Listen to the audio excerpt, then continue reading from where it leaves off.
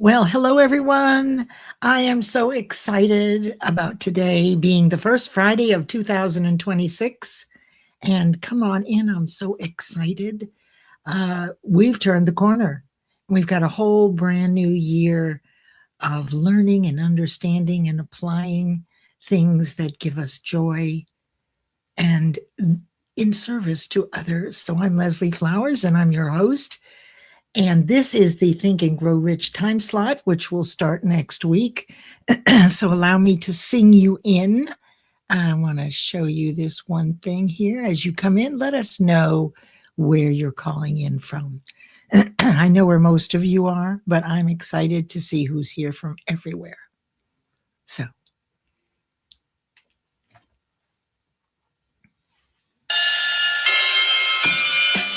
Should old acquaintance be forgot and never brought to mind?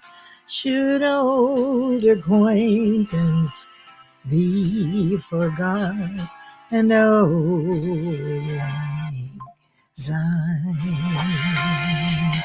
For old lang syne, my dear, for old lang syne, we'll take a cup of kindness yet for old lang syne.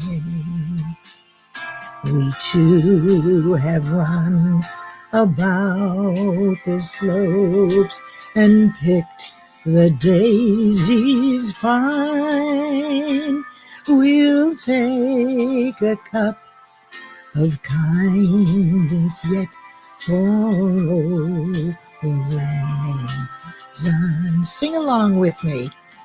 For old lang syne, my friends, for old lang syne, we'll take a cup of kindness yet for old lang syne. Should old acquaintance be forgot and never brought to mind? Should old acquaintance be forgot and old lang syne?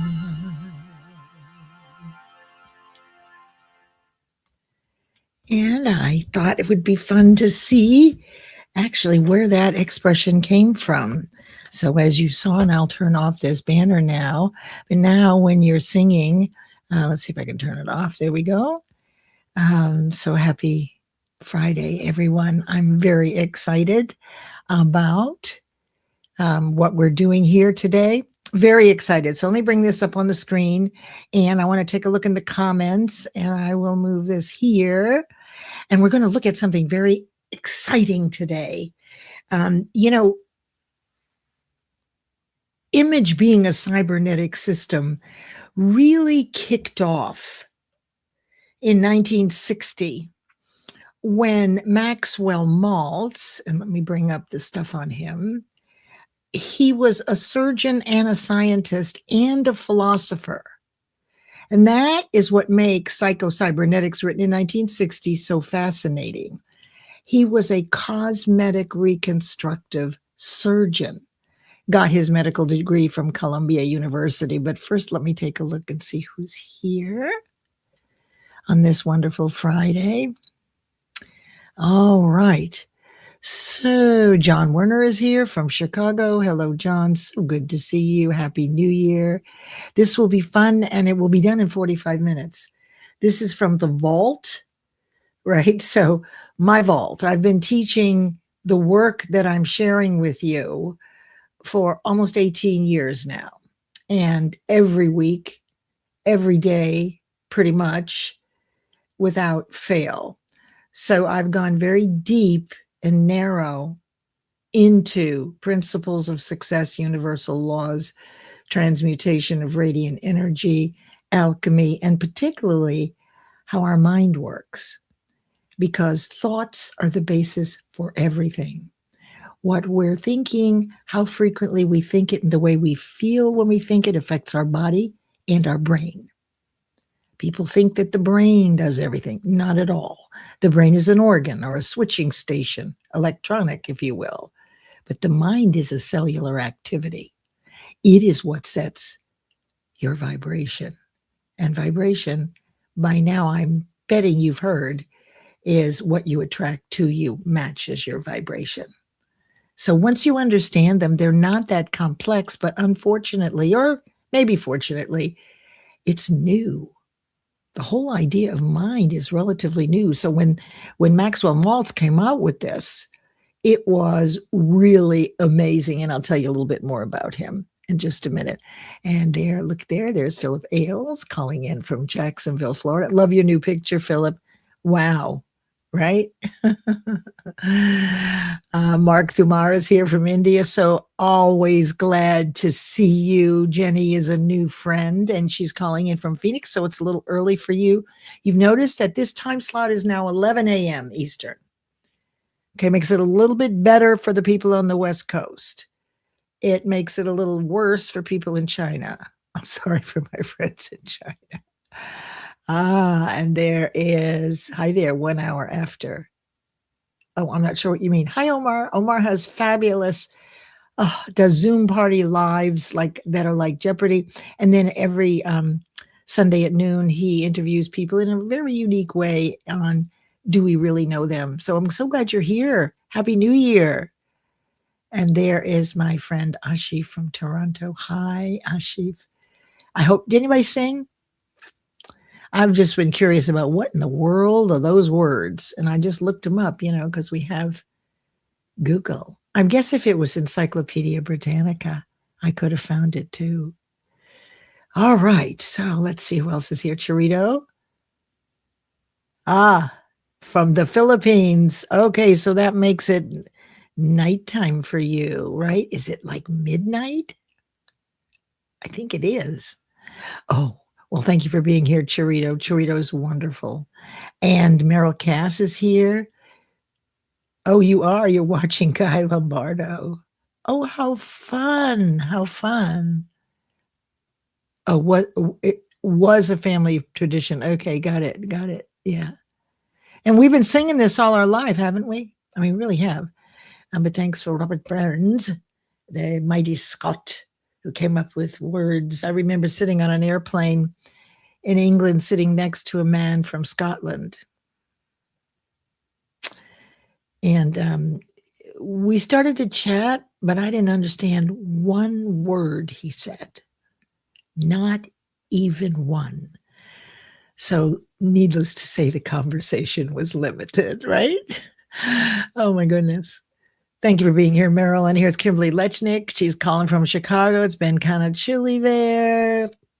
And there's Shannon Rose Winfield. Hi, you're out in Phoenix, I believe. I hope you're having a wonderful new year, my friend. And let's see here. Live from northern New Jersey. All right. And here's Christy Williams. I'm so glad you guys are here. I know it's kind of an off day, but I am all about consistency. If you know me, I'm pretty much always here unless I get sick, which is not often, but I think I missed maybe one.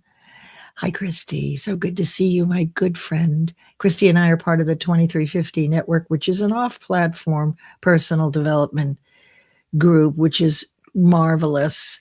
And I have to be honest with you, I pretty much stick on LinkedIn, but the 2350 Network is the one place I go off LinkedIn for. Now Meryl is getting me to dip my toes in Clubhouse. I don't want to be spread too thin, and I also don't like to work too hard. And I don't like to spend a lot of time in front of my computer. So I'm very selective about where I spend my time. I know people do all kinds of things, and they're all over all different platforms.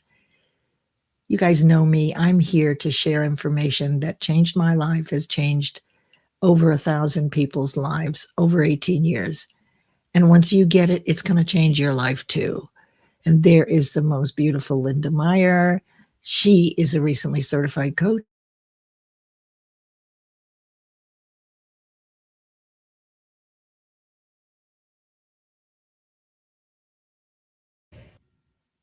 Have you guys been hearing me, or did my mic just went off? So how long have I been talking without anybody? I hope you guys had heard me. I don't know. It just went off. Anyway, who cares, right? We're not in Mercury retrograde, so I'm not worried. And we have, look who's here. You're calling in from, all right, let us see. Oh, we got Sajid Kumar. How did that happen? Hi, Sajid Kumar. Interesting. Yours was way down on the list. Oh, there's no way of knowing. Okay, so what is my word? Happy New Year. Mine is convergence, coaching, community architecture, content strategy, humor, and systems thinking. You know, I haven't thought about that, Sajid Kumar. Have you guys? Do you have a word? I could tell you I did see, it's 11/11. I can tell you this. So I did something different this year. You know, I'm a master of achievement. I've got the system proven over 500 times, written, of exactly how to set a goal and achieve it every time, unless there's an emergency, right, that only you can handle. But in every case, there is an actual system, and I spent a lot of years figuring it out. But anyway, I'm kind of interested in astrology because I realized that Socrates and Plato and Pythagoras and all of those dudes were all studying the stars and the constellation and vibration. And oh, here we are, you know, in the 21st century thinking that we're the first ones to think about astrology. It's not true. So anyway, this year, on the winter solstice, 12/21, which is my birthday, I wrote down on 13 slips of paper, 13 things I wanted that I didn't know how to get, but I really wanted it. And I folded them up and put them in a really pretty cup that I love. And then every night I would take one out without looking at it and burn it. So leaving it to the universe to hold it. Now, I did take a picture of it, which I haven't looked at because it's easy to forget what those 13 things are. But the idea is you do one each night, which I did at sundown. I was pretty close most nights, right? It's like I watched the time grow by 5 minutes within just a few days because I looked at sundown, and the next day it was a minute later, and the next day it was 2 minutes later. I'd never done that before. Anyway, I did it all the way through, and the last one I opened on New Year's Day, and the one that I have is probably the most lofty of all things that I want. So I had to smile because how did the universe know that this is the thing that will leave my family well off and living the lives they love, and also a way to give back to others in a very, very big way.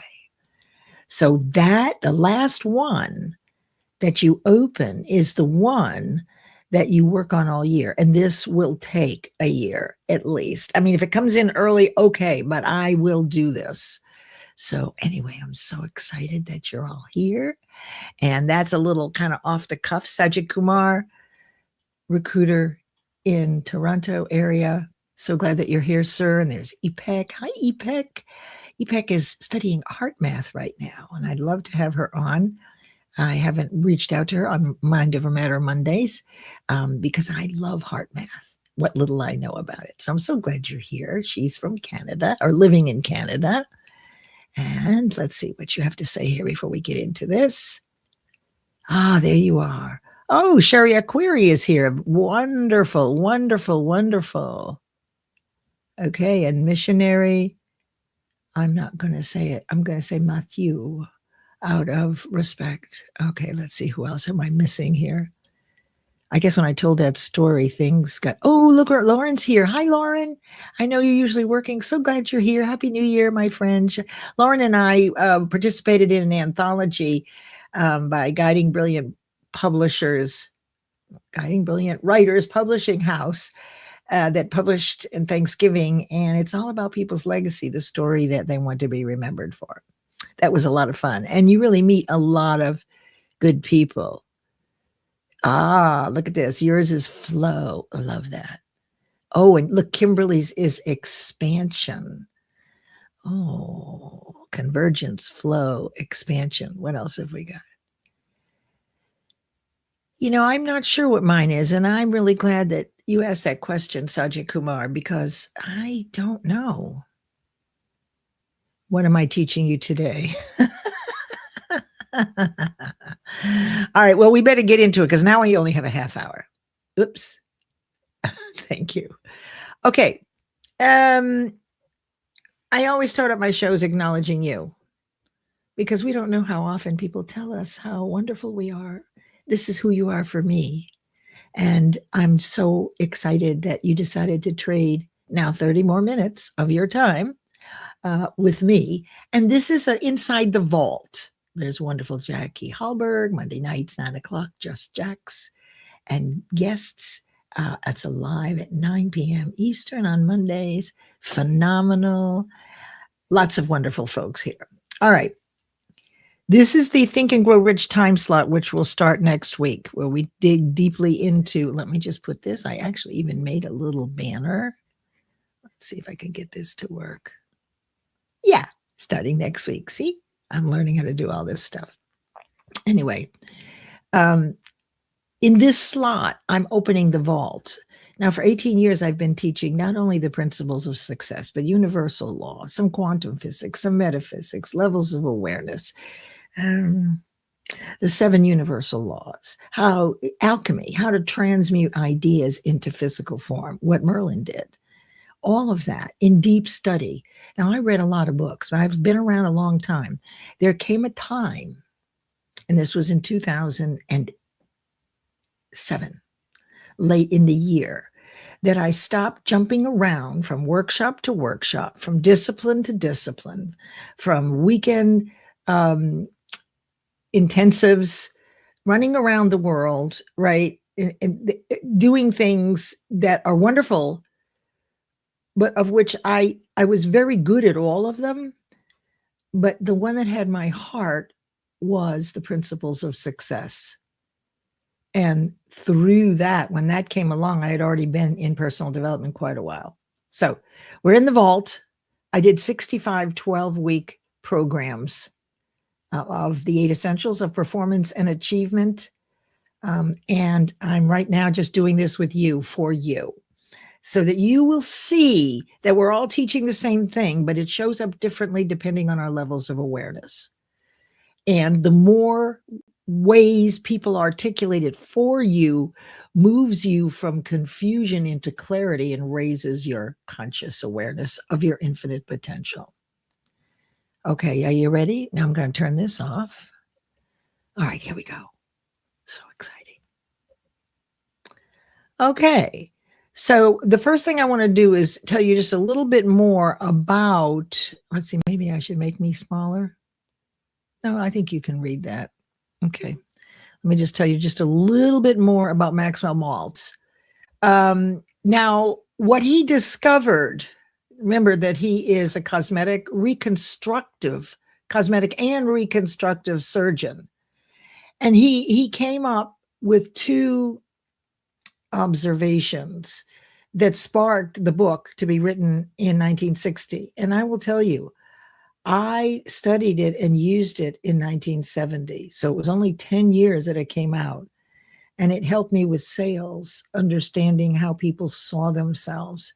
But I had no idea I was getting into mind. And I'm not sure that Maxwell Maltz knew either. But what he discovered was some patients were happier after the surgery and others stayed insecure even when their appearance improved. And that's when he realized that it's the self-image, not the physical appearance, that determines confidence and behavior. He is the one who bridged medicine and psychology in a new way that no one had done. Changing the mind's picture of oneself can be more powerful than changing the face, right? That's basically what his book was all about. But what a discovery, right? All right, so let's go on. Let me see. I can make myself smaller here so you can see this. Okay, so I'm going to run through these really quickly. These are his concepts, and I have taken the liberty of weaving in certain words that are current now. Remember, 1960 was 65 years ago, right? And we've learned a lot.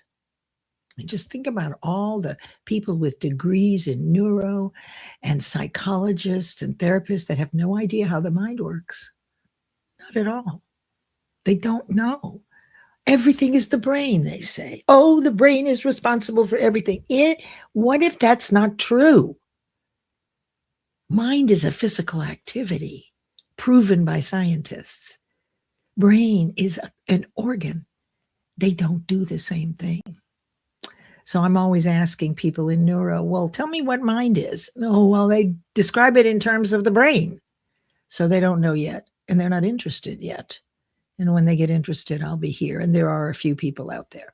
Okay, let me get back over here. Good morning, Aaron Gibson. So good to see you. This later time is good for you. Aaron's calling in from Calgary, Canada. Oh, you're at work. Okay, I got it. Hi, NK. So glad you're here. And yes, I saw Jackie. Okay, so here's basically the concept in the book. Self-image controls everything. You act, like the person that you believe you are.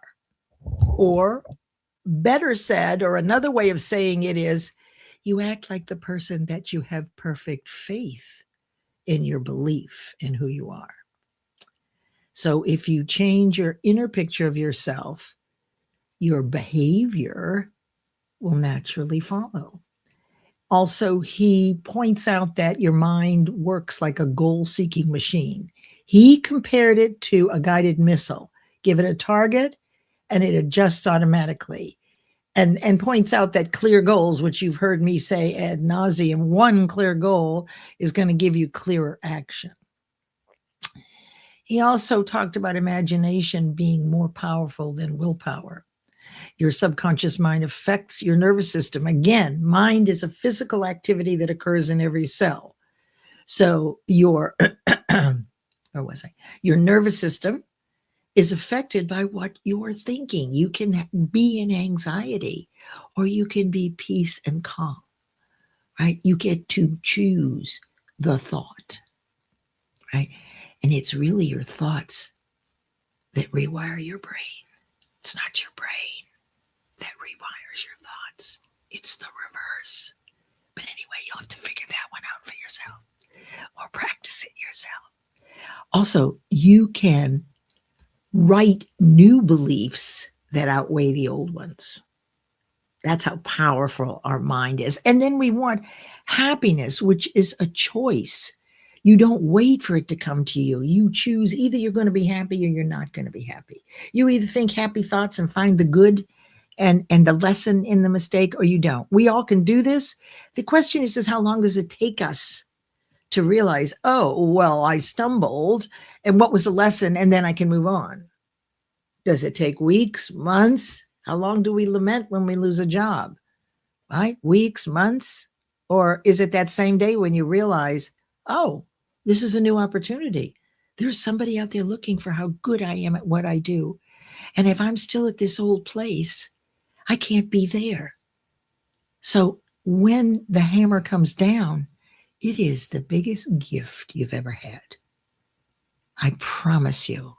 So, all right, let's go on here. I just want to close that.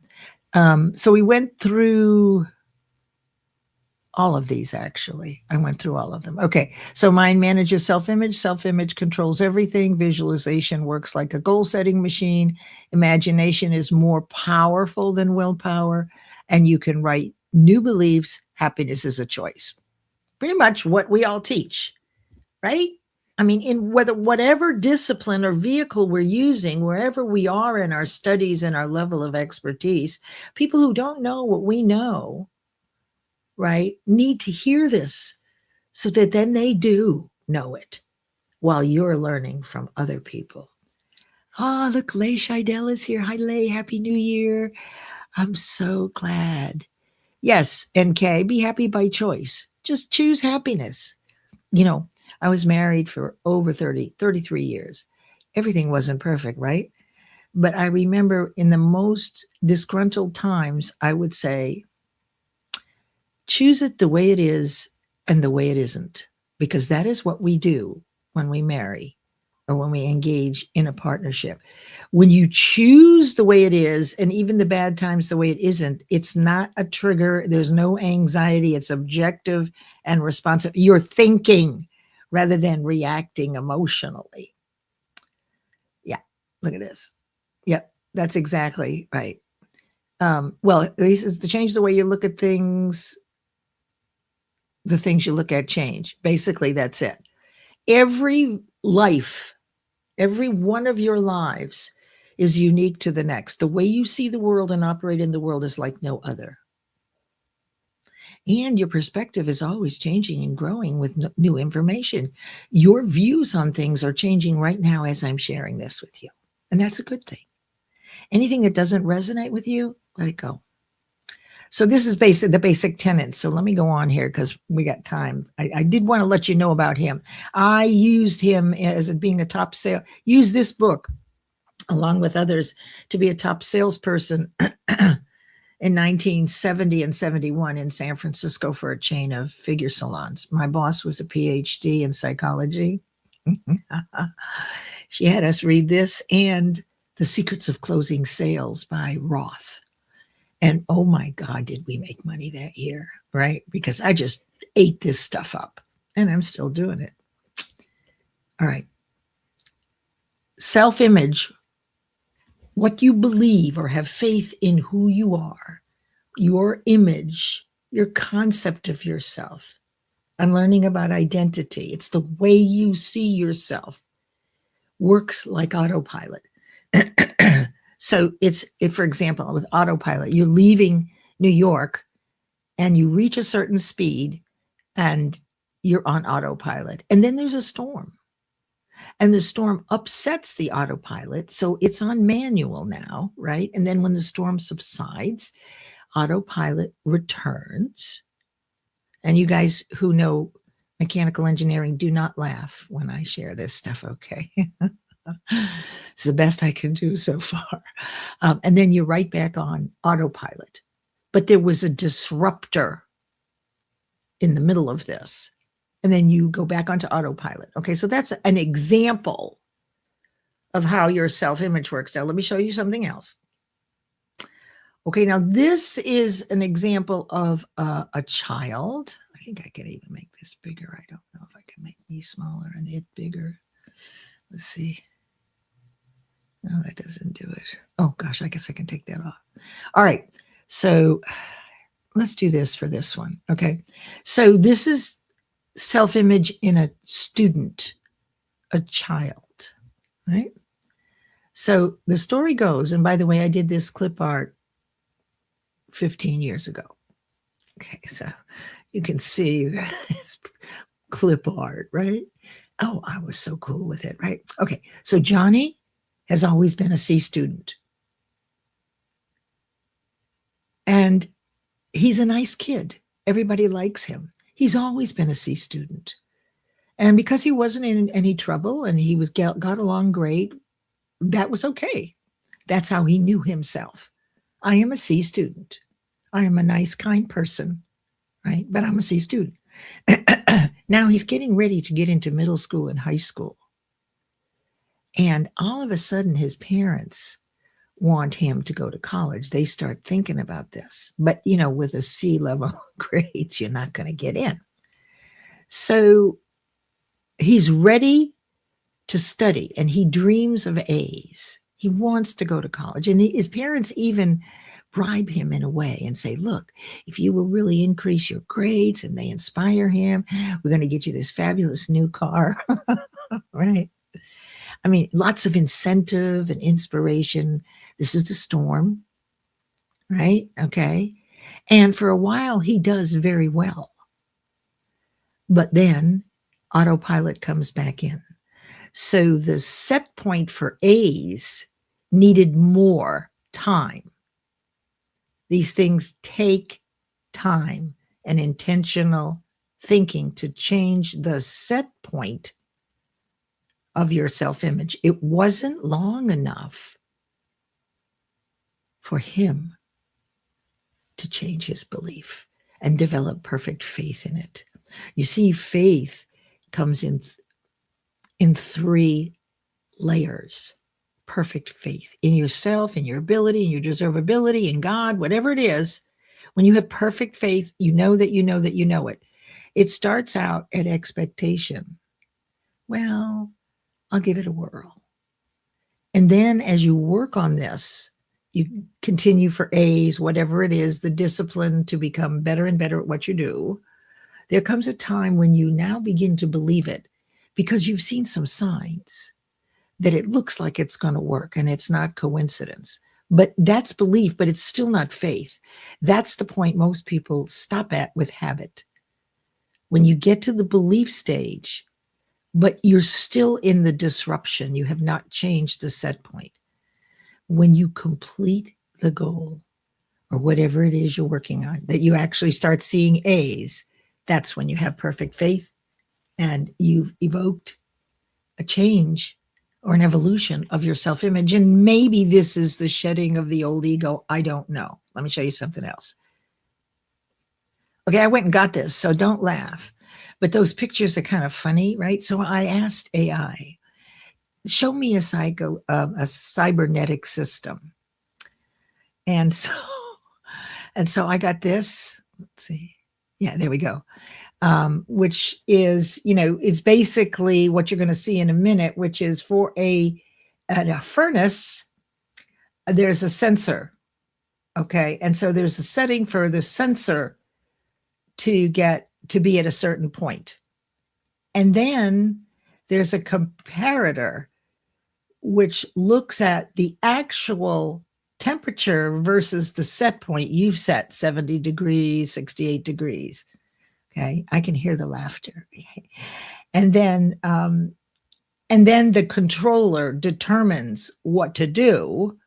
And of course, the burner and blower come on by the actuator.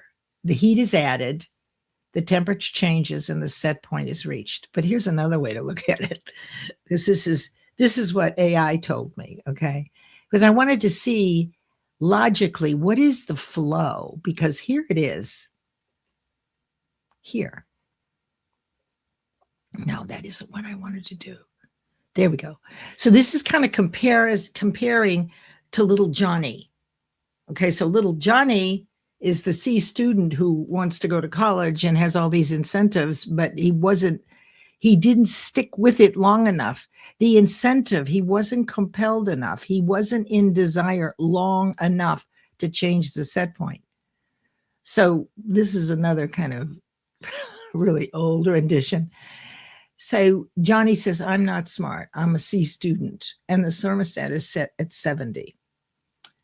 Then one of the kids leaves the door open in the house, and it's winter time, and the temperature drops and it starts getting cold. And he says, I can't do this. I've never done this before. I can't do it. And that's when the parents come in and start to incentivize him to study harder, and we'll give you this and we'll give you that. When that happens, there's a signal sent to the furnace, and he makes an intention, I'm going to study harder. So he decides, he chooses that I'm going for this thing. And he's very clear about what it is. So then the furnace kicks on because it's cold, the temperatures rise, and he's doing it.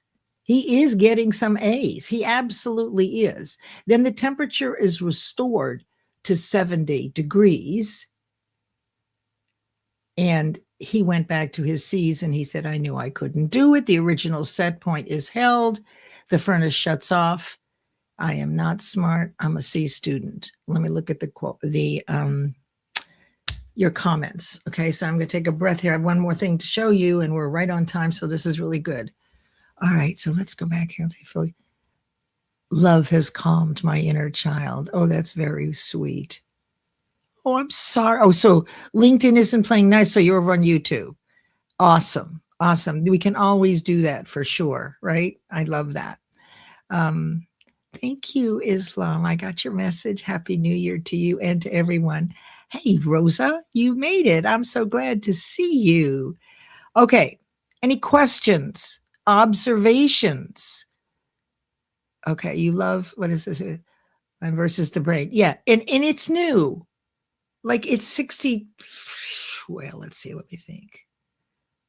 Well, think about this. He figured that out and wrote that book in 1960, this discovery.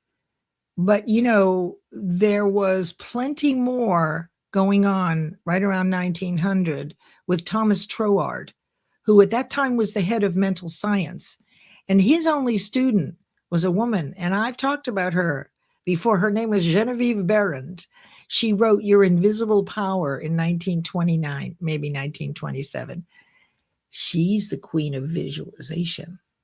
So this stuff was around, but it's not in universities. So it sounds so different. But once you see the distinction between the two, you realize that the mind controls everything. What you think, how frequently you're thinking it, and the way you feel when you think it, good or bad, actually sets your vibration and your set point. Since we're looking at set points, it just takes a little practice. You pick one thing and you practice it. That's it. There's a lot of information here. Whatever resonates with you. If you're curious between mind and brain, just jump in. Any Monday and Friday, you can watch the replays. It's all there for you. Now I want to show you one other thing. And thank you for that. Yeah, this is what I want to show you. Let me get little again. Yeah. All right, so people say, well, how long does it take to set the new set point? Okay, so that's a fair question. It's not overnight. There is no pill. There is hypnosis and all that business. I shouldn't say that. And those disciplines that walk you into your subconscious mind where you see everything that's going on, but it still takes practice. You still can't just do it once. It took years for Johnny to be a C student. That's how he knows himself. When you achieve something big that you didn't know how to do, or you failed at before, that is genius. That is how confidence is built. Confidence is simply a byproduct of achieving things that you took a risk on.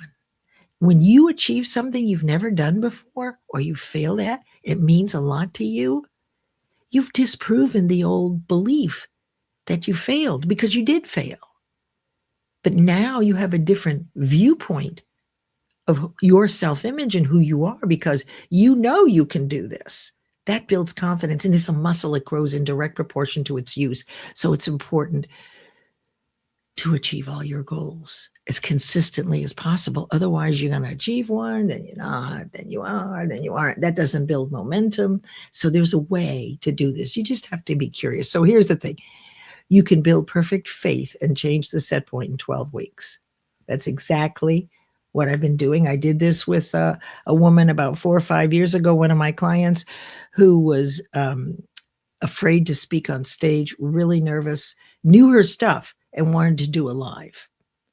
And so I took people on in my group for 12 weeks. And in 12 weeks, I helped produce in my own meager way. I taught her how to speak into the mic, how to look into the camera as though she's looking into the eyes of her lover. I taught her all my tips and tricks and all the technical stuff enough so that she's not interrupted. So by the end of the 12 weeks, that piece of paper that she was reading her script from was gone. And she's been doing it every Friday for I think it's been 4 years, right? Every single Friday. She's a master at it. But she took one thing. She was really afraid. Public speaking was her biggest fear, like many people. And I walked with her. We, of course, did the mind work, right? But it was the practice. Repetition is the first law of learning. That's how we learn. So the first, as I said, okay, we're doing good on time. Okay, let me just look here for just a second. I don't want to miss anything. Oh, my goodness. Well, thank you, Drone Gal. Oh, gosh. Yes, the sweet success. She did. And there's a lot of people, but, really, it was what they wanted to do. I mean, I've had 500 client goals over the 17 years, and it was all about what they wanted and really getting to the point of where are they on their, their adventure, if you will, what needs to be done next, what can be done in 12 weeks. Not all goals can be achieved in 12 weeks, but you can do goals in 12 weeks that you've never done before and that you've failed at before easily. So really, that's how you create this consistency, by following the same process. Look at this. What is this? This is a Florence Scovel Shinn, 1925, The Game of Life and How to Play It. Love it. Thank you for putting that in there. I love it. Let's see what Kimberly says. How the mind relates to the brain is shaping how individuals are building AI models. Ooh, Kimberly, write something about that, will you? I mean, I know you just did. It's very interesting. I love this. Absolutely. We are 100% responsible for all of it. All of it. Even if we don't understand yet why, you have to be responsible. It's like in a marriage. You know how we used to say 50-50? No. Then no one's responsible. It's 100-100. And, some people will do closer to 100. And, there's a lot of give and take. But it's about being responsible for whatever it is, for choosing the way it is and the way it isn't. That will make you very happy. Oh, that's fantastic, Jocelyn. Absolutely fantastic. Okay, so I had mentioned this before. Thank you, Jocelyn, for sharing that.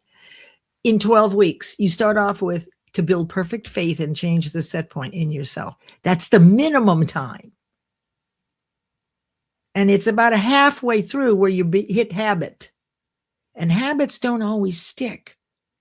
Do you want perfect faith, or do you want a habit that works for a while or maybe forever? We don't know. You start off with the thing that you expected. I'm going to give it a whirl. Then what you do is each week you move toward whatever that one thing is that you want and do a task or two every other day. You're visualizing that you already have it completed on the screen of your mind.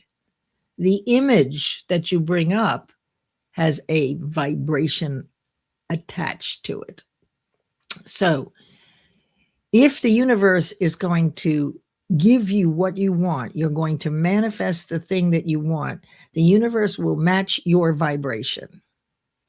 If you're thinking a lot and talking a lot about terrible things to come that have happened, and you get yourself all upset, you've lowered your cellular vibration, and that's what's coming toward you. People that talk about sickness gather people who talk about sickness. My doctor had this. Oh, look at this psoriasis here. Oh, yeah, but look at mine over here, right? So everybody's vibration is low. So it's really up to you. So you have this one thing that you want very much, that you want to change your set point. You want to have perfect faith in your ability to run a 12-week show, just like this lovely woman did. Every week we'd meet. She'd do the show. We'd meet a couple of times to discuss what the show points are. We did that every week. About halfway through is when you now have a firm opinion that you're going to achieve this. This is the habit state, but it's still not perfect faith. You have a firm opinion based on people and opportunities that are showing up, not coincidences. Oh, goodness, I got to hurry. You thought they were coincidences, but now you know, well, what if they aren't coincidences? What if I actually attracted them? That's belief. You have a firm opinion in it. But then when you completely completed the thing that you didn't know how to do, little Charlie or the student, Johnny, right? When he starts consistently getting A's, that's when he has perfect faith in his ability and deservability, and he has a new self-image set point. Okay. So that pretty well, let me just see what I have next here. Jocelyn, I got to find you so I can turn this off. There you are. Okay. Let me just make sure I haven't missed anything. Oh, you like this. Absolutely true that habit is not yet faith. So see, so the whole thing about habits, people say 21 days. Nah, that's if you're only doing one thing. And you know you're not doing one thing. Most people are doing 21 things. No, it's not so. And this is why your habit doesn't stick. But if you take it all the way through, then you have perfect faith. Nobody can question that. So you can do it in 12 weeks. And I can help you if you want. But this is not a sales thing, as I just know what to do. Next Monday, I'm very excited. Our first guest is Candace Van Der Tolten on Mind Over Matter Mondays at 11 a.m. Eastern. Okay, she's our first guest of the year. She's a guest teacher. And Mind Over Matter Mondays is all about listening to different teachers' articulation of these similar concepts so that you get to resonate with one or more of them. And it's through the resonance and the repetition that you're able to embrace a concept and own it enough to teach it. Okay. And then next Friday, January 9th at 11 a.m., we're going to do 12 weeks of study and application of the principles of success in Think and Grow Rich and vital complementary learning concepts. So I'm opening up the vault to all of you in 2026. So you're going to learn this universal laws. You're going to learn levels of awareness. You're going to learn everything I know. I'm not taking it with me. Oh, is Leanna there? Oh, I'm sorry if she's not very well. Hey, Jay, so glad you're here. And Lisa. So we are really at the end here. And what I recommend is that the first 15 minutes, I acknowledged everybody. So you can certainly zip through that and listen to the actual content. Okay, that's it. We're finished. And I'm going to play the outro for Monday. Mind Over Matter Mondays, and it is beautifully created by Aaron Gibson from Soul Man Live Productions. And Mind Over Matter Mondays is sponsored by Power Thinking Corp and Stanley Green, the president and CEO. And with that, should old acquaintance be forgot, remember Robert Burns, and remember Auld Lang Syne, and raise a cup of kindness to your friends. Take care, everybody.